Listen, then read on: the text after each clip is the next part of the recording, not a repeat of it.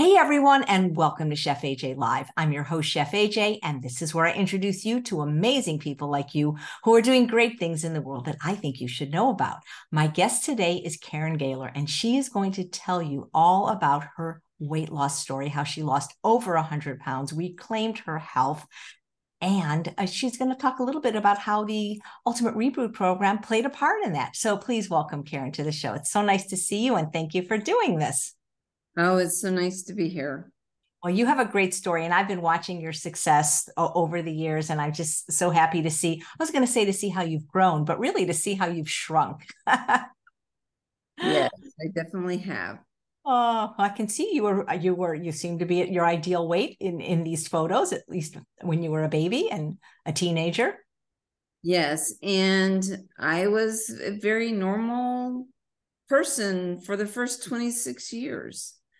And then I gained a little bit of weight and I did my first Nutrisystem and got back down to 124, which was a fairly I didn't exactly stay there, but I stayed at 135 for a while. And then I had my first child. And that was when my issues really began, was having my kids. And I gained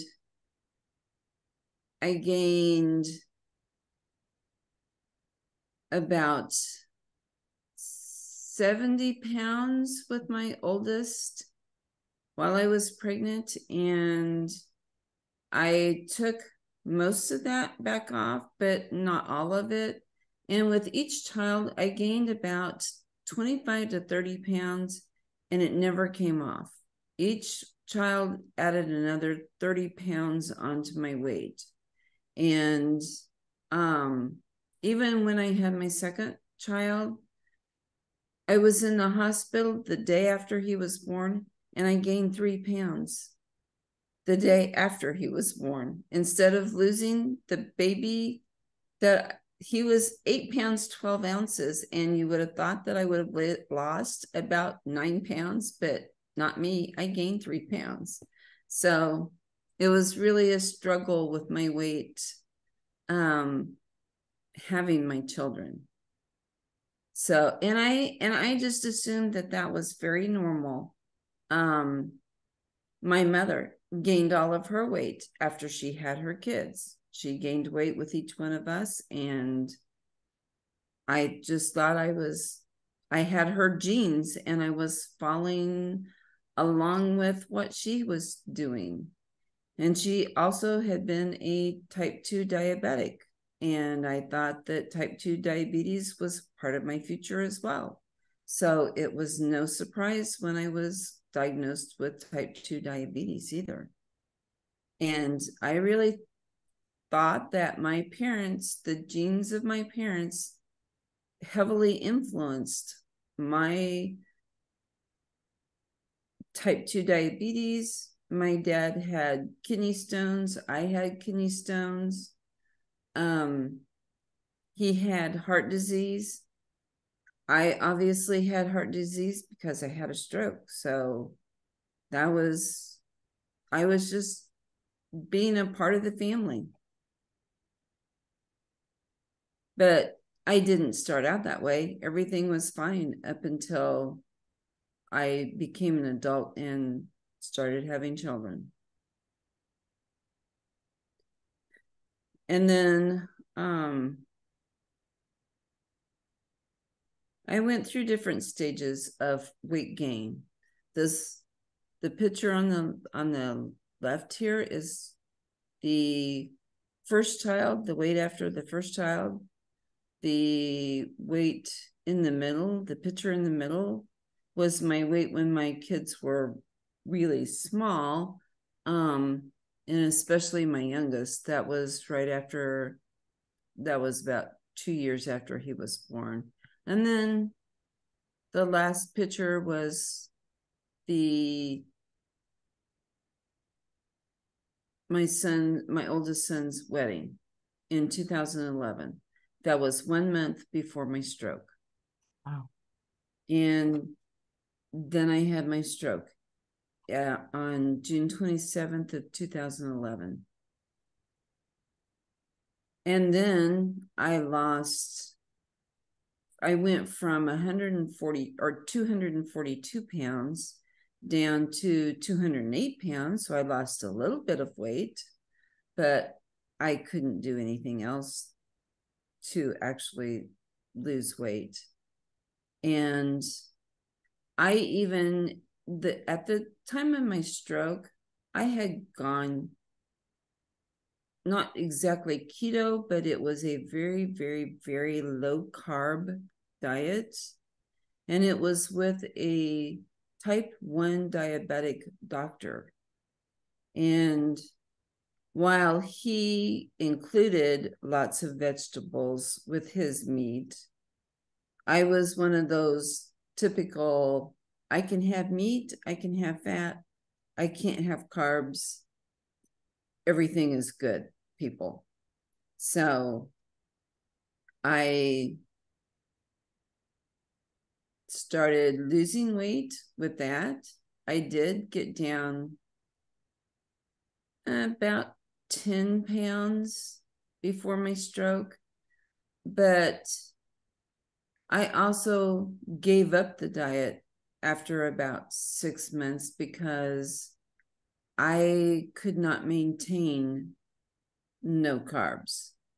I needed carbs, or so I thought that I needed carbs. And the kind of carbs I was eating were breads and processed carbs, and that too did not help anything. And then I had my stroke. And even in 2014, I started having issues where I was feeling very nauseous every morning when I would wake up, to the point that some days I would actually vomit. And we didn't know what was going on. The doctor could not figure out what was going on. So I switched doctors, and the new doctor had me go gluten-free and dairy-free. And you would have thought that the light bulb would go on with that, because once I was dairy-free, I actually lost 16 pounds, and I felt the best that I had felt in a long, long time. And my A1C went from,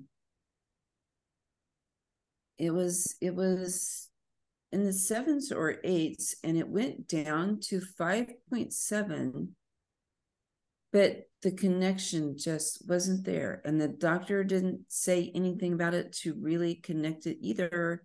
And I started going back to dairy once I started feeling better. And we also found out that the reason I was sick was that I had developed chronic kidney disease, and I was in stage 4 kidney failure. And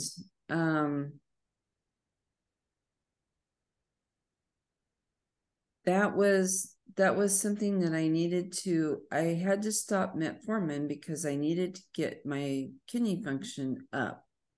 And the urologist told me that I could start taking metformin again when my kidney function got up above 40.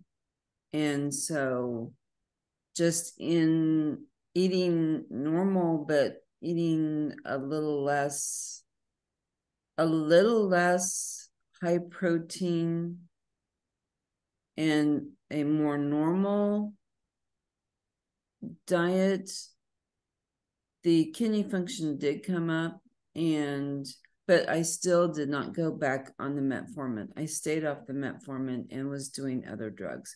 But then the A1C went totally off the chart, and it was 12 at that point.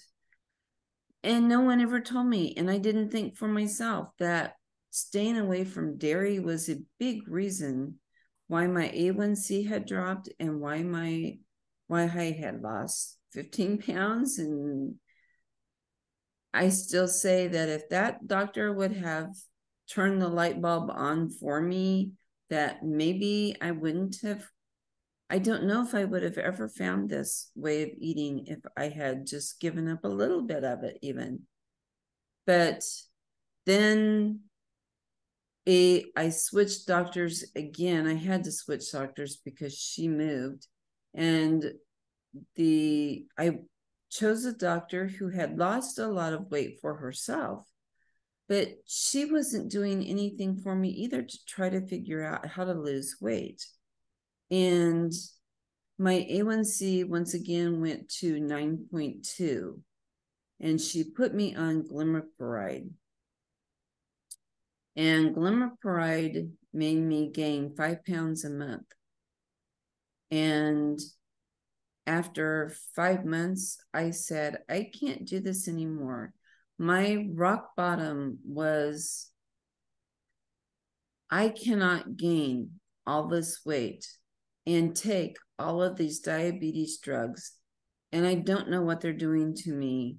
And I was on insulin, and I was on the glimepiride, and I was on Trulicity. I was on 3 different meds. And I was also on 3 blood pressure medications. I was on lisinopril. I was on amlodipine, and I was on Bistolic. And I was also taking a statin. And I just hated the idea of all these meds. And I said, there's got to be another way. And what led me to this was John McMahon's I Thrive series, and people like Dr. Doug Lyle and Dr. Goldhammer and Chef AJ made a world of difference in what I decided to do, because those people were really influential in that docuseries. And after watching Dr. Lyle one night in bed with the docuseries, I said, I'm not doing this anymore. I am going whole food, plant-based, SOS free, and we're going to see if this will really work. And the next day I woke up and I haven't had meat since. And I haven't had dairy since. And it has definitely changed my life. So that's basically my rock bottom. And then we started hearing about having a why and why you want to do this. And my why was to get off the meds. And within 5 weeks of starting eating this way, the doctor took me off of the lisinopril, and she wanted to take me off the amlodipine. And I said, well, can we half it first and try it halved for a month and then get off of it? So she said, okay. And she and I worked together on a lot of things to do this. And she also took me off of the amlodipine, or the glimepiride, to see if that would help with doing all of this. And I started losing weight. I was losing 5 pounds a week to start with, because I did have so much weight to lose. And after 5 weeks and getting off of some of my meds, it just pushed me even harder to get off the rest of my meds and to continue to lose weight. And so by November 20th was the last of my meds. It was the Trulicity. It was the last time I took it. And I haven't looked back. And my December labs at that point, and I had been off of the Trulicity for a month, and I had been off the other drugs for a couple of months. My A1C was 6.1, which it was the first time I saw the doctor after it had been 7.2 in June. So it went from 7.2 to 6.1 in 3 short months, and then getting off all of my meds. 3 months later, it was still at 6.1, but without any meds. And then in March, in March, it dropped to 5.9. And in June, it dropped to 5.7. And by September of 2020, I was no longer diabetic. My A1C was 5.5. And it has never been any higher than 5.5. It has been lower. So the highest it's been has been 5.5 since September of 2020.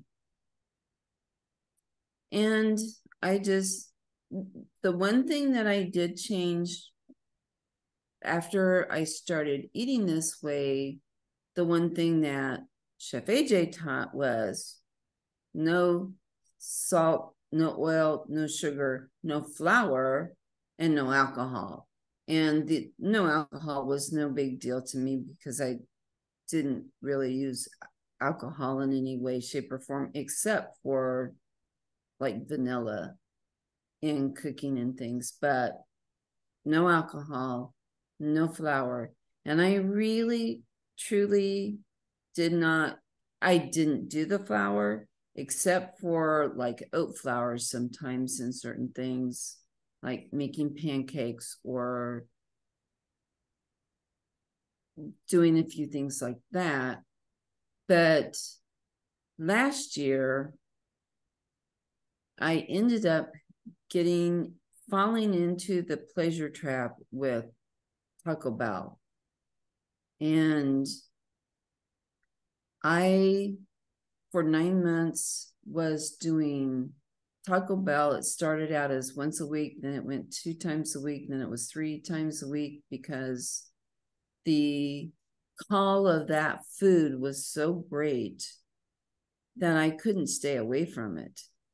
And I truly, truly believe that flour was one of the big reasons why, because I was always eating food with flour tortillas, because Taco Bell didn't have any other tortillas. They didn't have any corn. They didn't do food without tortilla shells. And so I truly believe that the way tortilla shells are made, flour tortilla shells are made, it just pulled me in even harder than just the salt, although the salt had a big role in my weight gain too. And so January 1st, I gave up Taco Bell completely, and I have not been to Taco Bell since. And I don't ever intend to go back. And as a matter of fact, one day last week, the place I normally go is a Qdoba, and I go just once a week. But they were having issues that day. They had been slammed because we had a lot of bad weather and people were without power here. And so they were closed for part of the day. And I was like, I need lunch. What am I going to do? I could go to Taco Bell. No, I'm not going to Taco Bell. I'm not doing it. It's not my food. It is not my food. It is not my food. And I managed to avoid Taco Bell last week. And so I feel like I am definitely the pull of flour, the pull of oil, the pull of sugar, the pull of the salt is just, it's not going to get me again. I am not ever going back to something like that. And that basically is my story. Doesn't the story end with another picture there?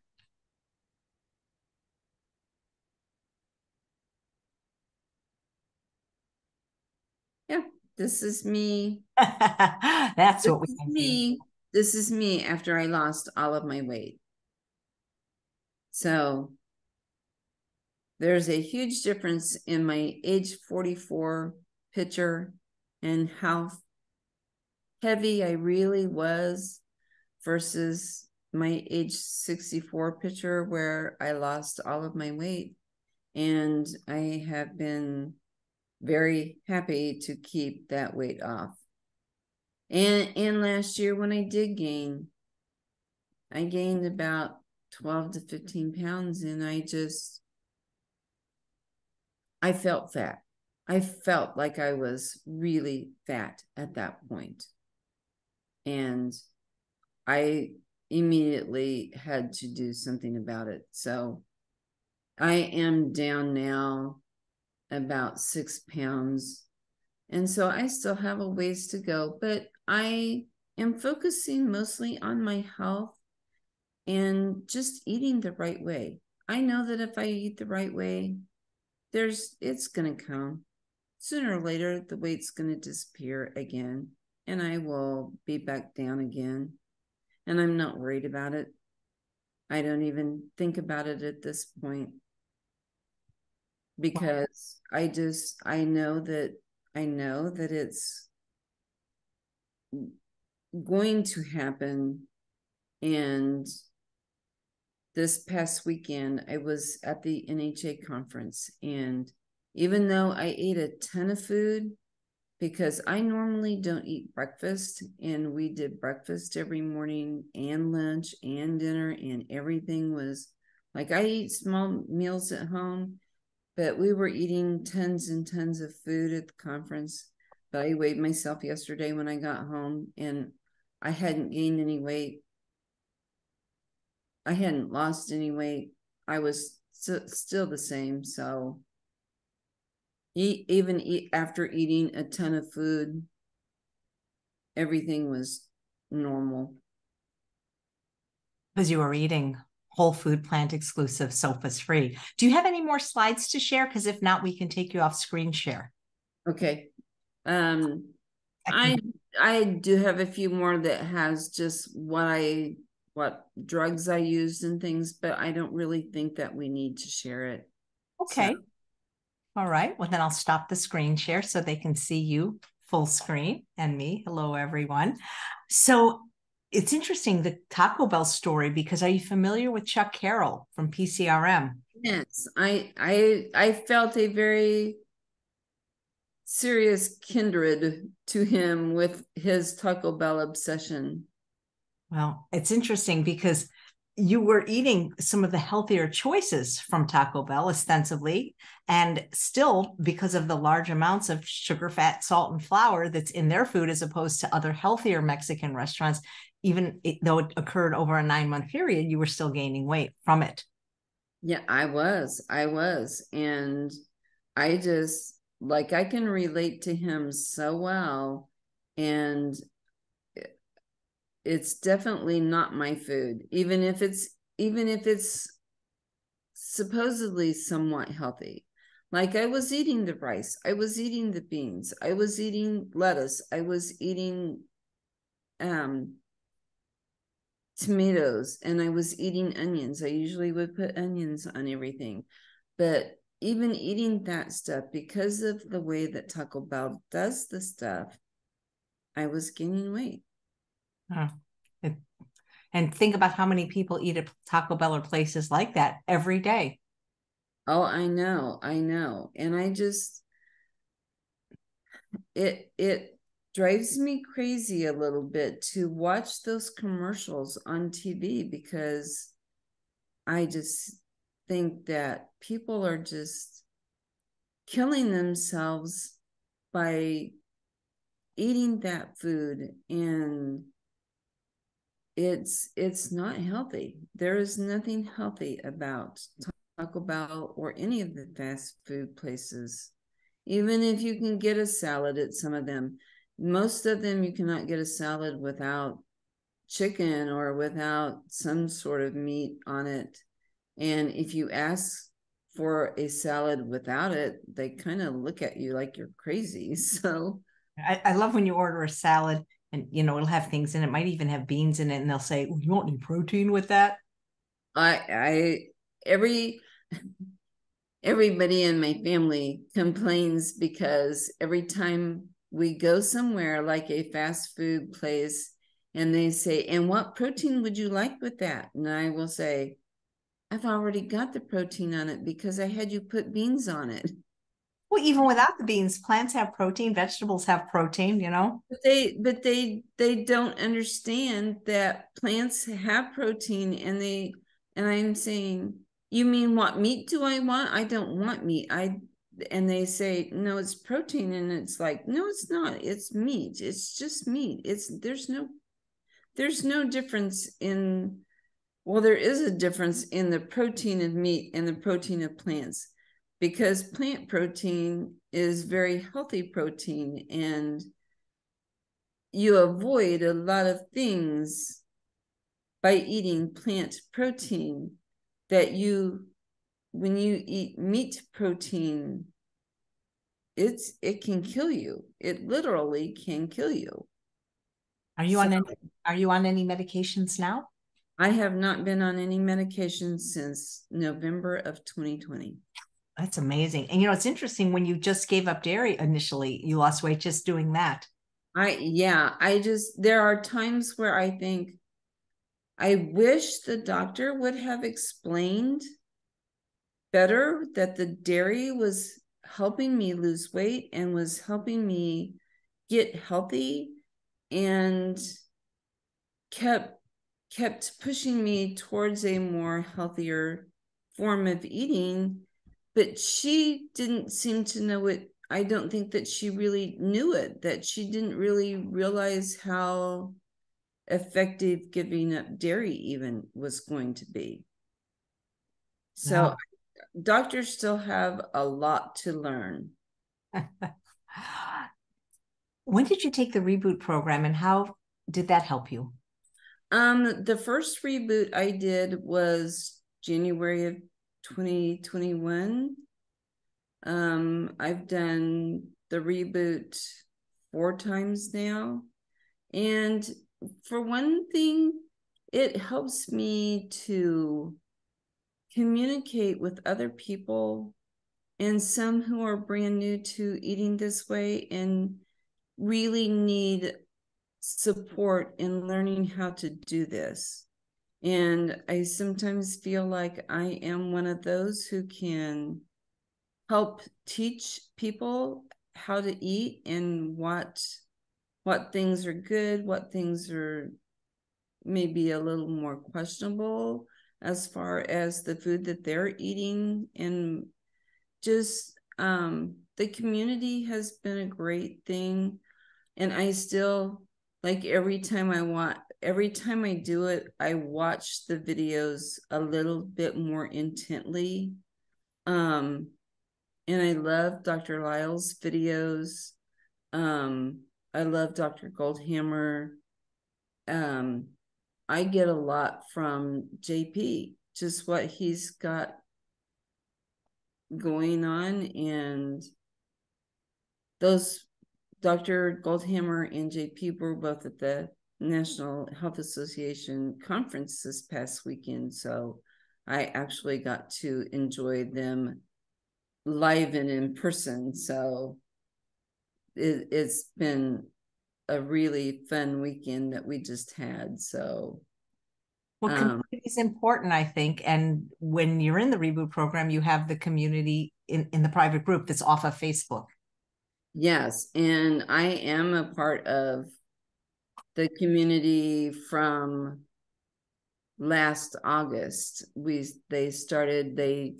gone through a variation of names in the Facebook group, but we have stayed together, and it really is very important to have that community. And now that I've gone through the reboot and fallen off by doing Taco Bell and getting back on, it's helped me a little more to understand a lot of the no flour, especially, because I always used to think, oh, I know the no flour and I'm not doing flour, but does it really matter? Is it really that important? And this past year taught me a whole lot about the importance of doing SOFAS free versus doing SOS free. And flour, especially for people who are food addicts, and many of us in the reboot are food addicts, the no flour is a big deal. It really is. That can be very much a struggle for people. If people aren't familiar with Dr. Joe Niflin's work, Sugar and Flour, How They Make Us Crazy, that and sick, they don't realize that for people that have food addictions, flour can be just as problematic, even in the form of bread and pasta and crackers and even sometimes cereals, as sugar, even though it may not taste sweet because it's just so refined. It definitely can. I kept thinking that flour wasn't that big of a deal, but I didn't really connect it until I started the Taco Bell thing. And then I finally realized, hey, it's not just about the oil. It's not just about the salt. And salt, really, even though many people within the whole food plant-based community will say a little bit of salt is okay if you do, like if you salt your food at the table, or you do a little bit of salt every now and then. But salt can be a major contributor to someone who is an addict. And salt and flour both can really, really keep you addicted to foods that are not the best for you. Absolutely. It's a powerful appetite stimulant for many people. It definitely is for me. I tend to, like, if I do beans in a can, I am always going no salt. I do no salt in tomatoes that are canned. If I do that, a lot of it I don't do anymore. I was using a lot of it, but I've kind of gotten away from that. I do tend to use a lot of your world things like marinara sauce and stuff like that that's got no salt, no oil, no sugar in it as well. And I know that that's pretty healthy food. So if I'm going to eat anything that's been processed, it's going to be from there. It's not going to be something off the shelf at the grocery store. It sounds like instead of the reboot program, you need the Taco Bell recovery program. I definitely do. It definitely has been a major factor in getting me off course, but it's also helped me to learn that getting back on course is very important. And doing the reboot has really helped solidify a lot of the staying on track. When you do the reboot, like every 6 months, it's just another way of saying, hey, I'm still here. This is still what I want to do. This is still the lifestyle that I choose to live. And it has made a big difference. Yep. Do you enjoy the master Q&A sessions that take place over 4 consecutive weekends that are part of the program in addition to? I absolutely love those Sunday nights. I live for those Sunday nights. Those have been so invaluable that I one of the first reboots, I kept forgetting to watch them, but like the last couple of reboots, I'm sitting here at my computer ready to go about 15 minutes before they start. So Yeah. they have, And they by have, evening, just so you know, it depends where a person lives because they take place 2 p.m. Pacific time.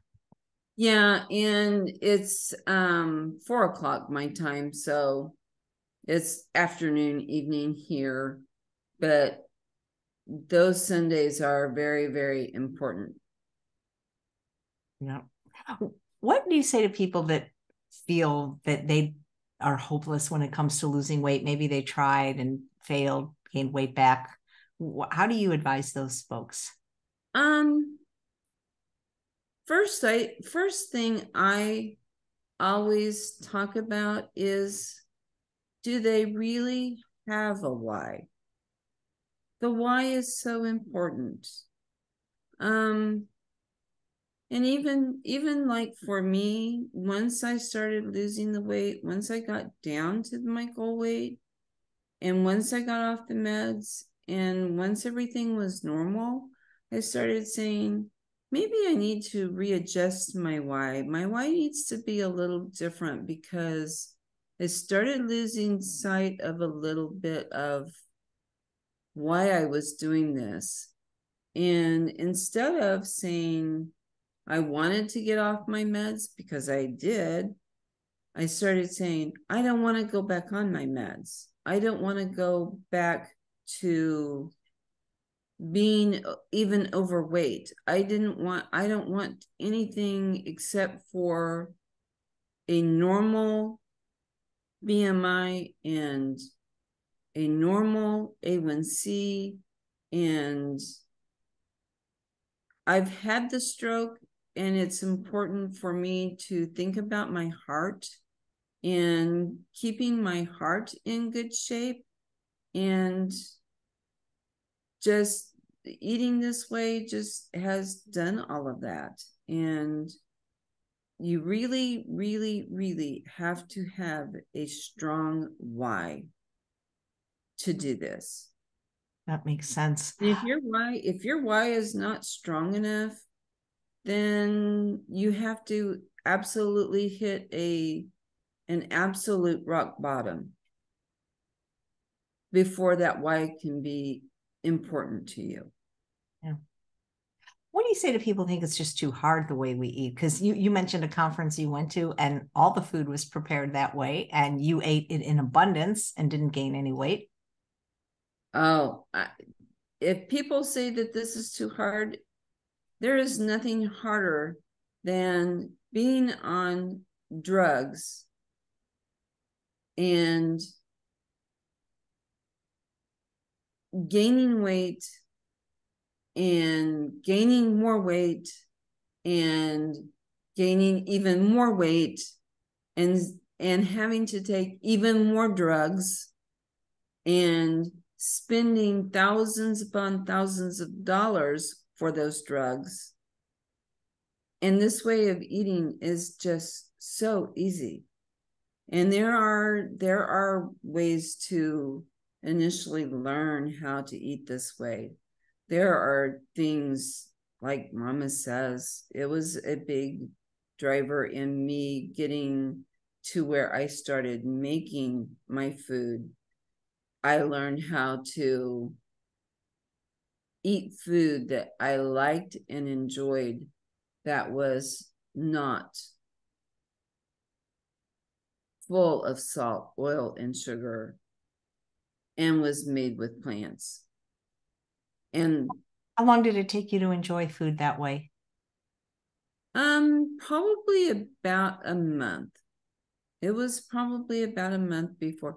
And I've always laughed and said, I was the the football mom. I was the basketball mom who made chili without beans, only meat chili, when my middle son was doing this, my oldest son and my middle son, when they were football players in high school, and the parents made dinners for them, and we would do chili night once in a while. And my chili was always the first to go because the boys never liked eating beans either, and my chili had no beans in it whatsoever.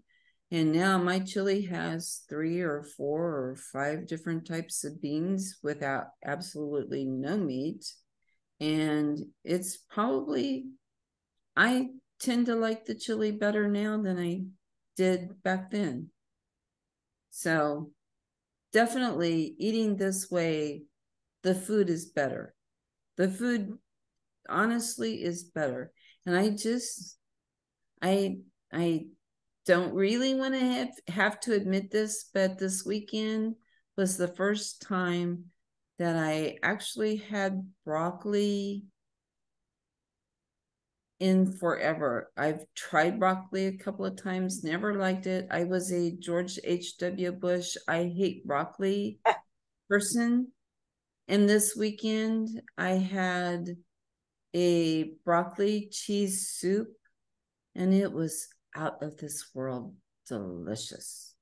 It was so good. So I got more broccoli on my plate and more broccoli. And I was going, I actually like broccoli. So I now will eat broccoli anytime. And I have broccoli in my freezer that I need to fix, and I'm looking forward to it. It's so funny because even when I was a complete sugar addict and starting the day with Coke Slurpees and having Dr. Pepper regular all throughout the day, the only vegetable I did eat was broccoli. So that's funny that that was the one you didn't like. That was the one I absolutely did not like. And I am looking forward to making lots of recipes that include broccoli. So my taste buds have definitely changed over the last 4 years. And so I am really looking forward to eating a lot more broccoli. I'm curious, what role, if any, did exercise play in your over 100-pound weight loss journey? I did do exercise. I tend to intermittent fast, so I don't eat before noon. And I also tend to exercise before 10 o'clock in the morning. And if I get my exercise in, an actual exercise, whether it's walking or whether it's, I've done the Leslie Sansone walk at home programs, a lot of her videos that are on YouTube and stuff. And if I don't get a brisk walk in, the day doesn't go nearly as well as getting exercise in the morning for me. Yep, absolutely. What's been the best part of having lost over 100 pounds? All the clothes that I buy. I have, you know, it used to be I liked clothes, but I wasn't ever looking very good in clothes. And now it's like I can wear anything I want and things do look good. It really, it does. They look so much better. And so part of the journey has been the clothes that come with it, and looking decent in dressing. And that's been one of the major things. And I feel so much better. I just feel like I have more energy. I can do a lot of things that I never dreamed I could do. And having had a stroke and having had the residual effects of a stroke, because I was one who could not take the TPA, which is a set of drugs that will undo a lot of the effects of a stroke. I couldn't do it back then. They thought that it had to be done within 3 hours, and mine happened at night while I was asleep, so nobody knew what time it happened. And so there are things that I can't do, but it doesn't keep me from trying to do anything. And there are plenty of things, like we went for a hike over the weekend, and I was able to go out and hike. It's not an issue with me walking 1 to 2 miles. It's those are the kinds of things that losing all the weight, eating the way I do, eating foods that are healthy, just even though I have issues, I can still do a lot of things. Yep. Well, I hope other people will join you on this journey, because people don't realize that the programs that we have only twice a year, the reboot program, sometimes only once a year, that it can not only jumpstart a person that has been having difficulties, but even people that have had success, like Susanna, who I'm sure you know, they just keep coming back. Definitely. I think for the people like Susanna and me, being a part of the community is a big part of doing the reboot. We need the connection. People are meant to communicate with each other and are meant to connect with one another. And I think that the connections are very important. And I have always gotten on the forum with Reboot to see where everybody's from, what everybody's, where they live, what their life is like. Those kinds of things are really important, and you never know where you can make a connection. And I've met people that live very close to my hometown, and yeah, that's the coolest thing. I cannot tell you, when we do the live Zooms that we do, they're 3 hours for over 4 weeks. That's how long it takes the doctors to answer the questions. People will type in the chat where they're from. And I mean, Australia, 2 people, they live just a couple of blocks from each other, and they became friends just from being in the program. It's incredible. It is something that you never know where people are from, and you don't know what they're doing until you actually get into the forum and get into like the lives, and you actually start talking to each other and find that you have lots of things in common. It isn't even just about location. Sometimes it's about the families that you're raising, or it's about people like all of us who have nothing but sons, or people who have nothing but daughters, and they can make a connection with the way that their family is growing up, or the people even who experience living in a mixed family with people who do not want to eat this way. They have a set of people who can reach out and help them as well, and they can all be a part of something where they can